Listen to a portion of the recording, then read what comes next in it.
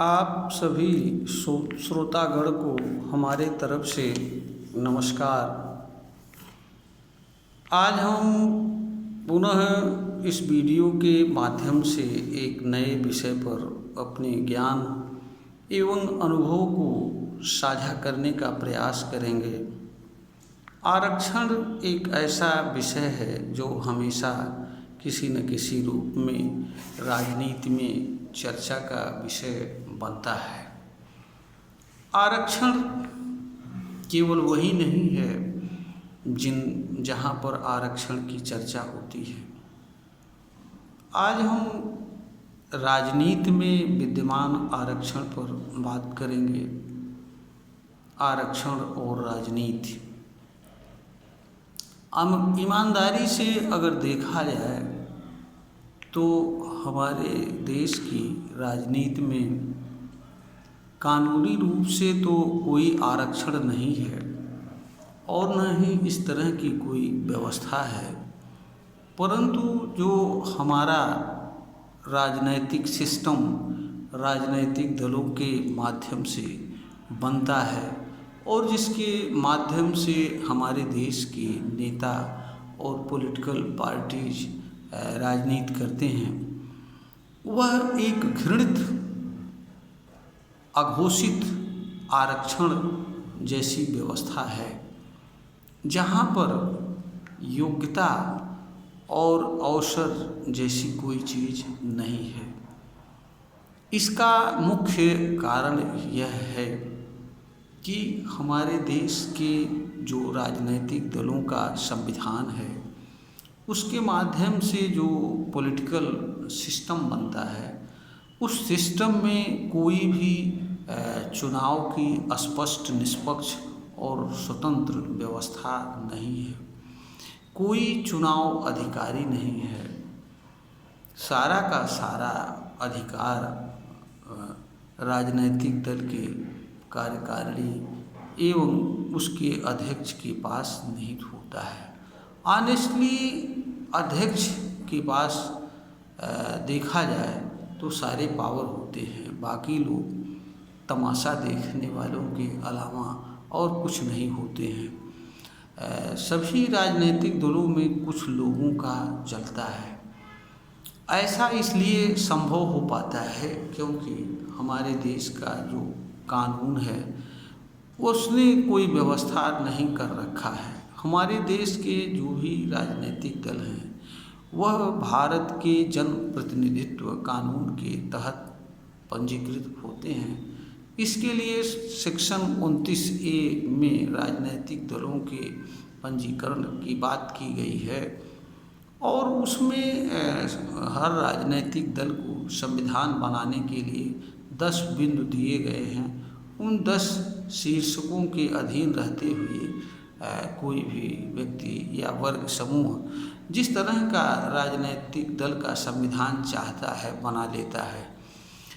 इस वैधानिक कमी का फ़ायदा हमारे देश के हर राजनीतिक दल उठाते हैं और मनमाने तरीके से अलोकतांत्रिक तरीके वाला अपने दल का संविधान बनाते हैं और राजनीति कर रहे हैं। इसका परिणाम यह है कि कहने के लिए तो हमारा देश बहुत बड़ा है, 140 करोड़ जनसंख्या वाला देश है, लेकिन वास्तविकता यह है कि 45 से 50 परिवार के पीछे संपूर्ण राजनीति दिखाई पड़ती है। इन्हीं की कृपा से लोग मंत्री और विधायक बनते हैं। उसमें भी अगर देखा जाए तो यह संख्या और भी कम हो जाती है। ऑनेस्टी की बात यह है कि हमारे देश के जितने भी राजनीतिक दल हैं उनका नियंत्रण या तो उनके किसी नेता के वारिस के हाथ में है अथवा कुछ लोगों के हाथ में है अथवा कुछ परिवारों के हाथ में है। यही एक सच्चाई है। किसी भी राजनीतिक दल में चुनाव की कोई व्यवस्था नहीं है, कोई चुनाव अधिकारी नहीं है। चुनाव के संबंध में किसी भी तरह की कोई निष्पक्ष और पारदर्शी नहीं है। सारा अधिकार राजनीतिक दलों के कार्यकारिणी के पास होता है। कार्यकारिणी जिस तरीके से चाहती है चुनाव करती है, चाहे वो राजनीतिक दल में पदाधिकारियों का चुनाव हो अथवा इनके द्वारा चुनाव मैदान में उतारे जाने वाले प्रत्याशियों का चुनाव हो, हर तरह का चुनाव मनमाने तरीके से होता है। किसी के भी राजनीतिक दल में कोई हैसियत नहीं होती है। किसी को रहना हो तो रहे, न रहना हो तो न रहे। इसी का कारण से और खुला कोई सदस्य बनने का कोई अधिकार और अवसर नहीं है। कोई भी व्यक्ति कितना भी योग्य ईमानदार हो, वह किसी भी राजनीतिक दल में अपनी योग्यता के बल पर कोई पद प्राप्त करने की क्षमता नहीं रखता है और न ही किसी प्रकार के चुनावी व्यवस्था के माध्यम से किसी तरह का टिकट पाकर चुनाव लड़ने की क्षमता रखता है। यह सब कुछ हर राजनीतिक दल के कुछ लोगों की दया पर निर्भर होता है।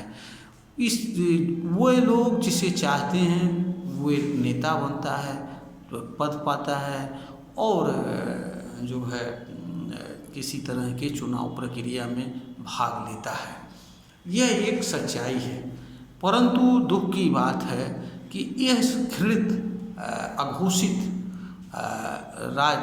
आरक्षण की तरफ किसी भी नेता का ध्यान नहीं जाता है, किसी भी मीडिया वाले का ध्यान नहीं देता है। हमारे देश का जो बौद्धिक वर्ग है उसका ध्यान नहीं जाता है और इसी के कारण से हमारे देश का पॉलिटिकल सिस्टम पूर्णतया दोषपूर्ण है। उसमें अनगिनत खामियां हैं और उन खामियों के कारण ही हमारे देश की राजनीति अराजकतापूर्ण है और अज्ञानवश लोग इनके छलावे में आते हैं और राजनीतिक दलों और नेताओं को के लिए मारपीट करते हैं।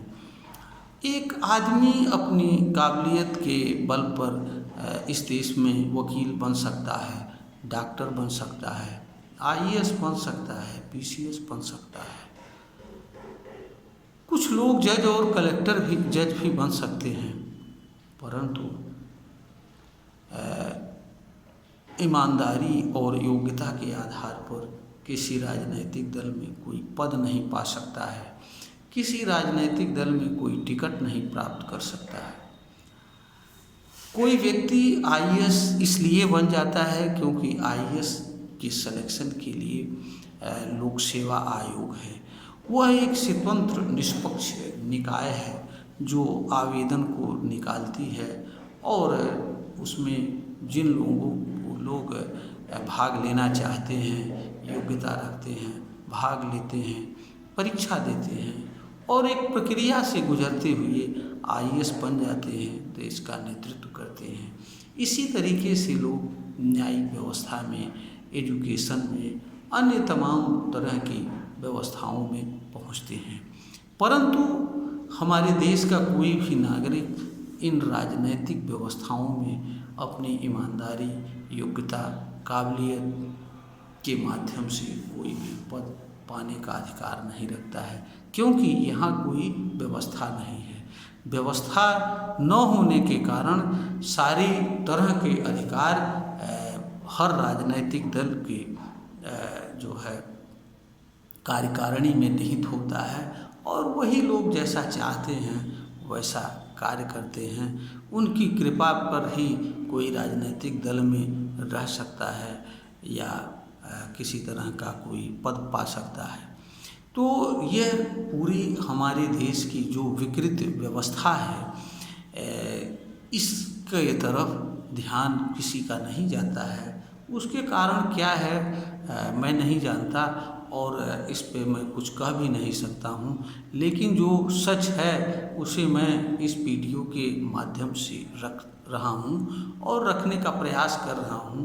हो सकता है कि यह वीडियो इस विषय पर श्रोतागण का मार्गदर्शन करने में सफल हो। ऐसा हमारा अपना प्रयास है, मानना है। और इसी उद्देश्य को ध्यान में रख के इस वीडियो के माध्यम से प्रश्नगत विषय पर अपनी बात रख रहा हूँ। इस वीडियो के माध्यम से हम यह भी निवेदन करता हूँ कि अगर इसके माध्यम से किसी भी तरह का कोई ज्ञान और अनुभव हो रहा हो तो इस वीडियो को अवश्य लाइक करें, चैनल को सब्सक्राइब करें और ऐसा करके ज्ञानवर्धन के इस कार्य में सहयोग प्रदान करें, अपना अमूल्य योगदान प्रदान करें। क्योंकि कोई भी ज्ञान, कोई भी समझ, कोई भी अनुभव जब तक उसको ग्रहण करने वाले, उसको मानने वाले या लोगों के बीच जब तक नहीं पहुंचता है तब तक उसका लाभ लोगों को नहीं प्राप्त होता है। इसलिए यह ज़रूरी है कि लोग, जो भी श्रोता हों, वह ईमानदारी से हमारे चैनल को सब्सक्राइब करें और दूसरों को इसके लिए प्रेरित करें ताकि इस प्रक्रिया को आगे बढ़ाया जा सके। हमारा कार्य केवल निष्पक्षता से अपने ज्ञान और अनुभव को साझा करना है ताकि लोगों को वास्तविकता क्या है इसका ज्ञान हो सके और लोग कोई उचित निर्णय ले सकें और यह समझ सकें कि वास्तव में सच्चाई क्या है और हमें क्या करना चाहिए। क्योंकि जब तक कोई व्यक्ति किसी बात या चीज़ की सच्चाई को नहीं जानता और समझता है तब तक कोई व्यक्ति उस बात या चीज़ के संबंध में किसी भी तरह का निर्णय लेने की क्षमता नहीं रखता है। इसी के साथ हम अपनी बात को ख़त्म करते हैं। हमें आशा ही नहीं, पूरा विश्वास है कि यह वीडियो प्रश्नगत विषय पर मार्गदर्शन करने में सफल होगी।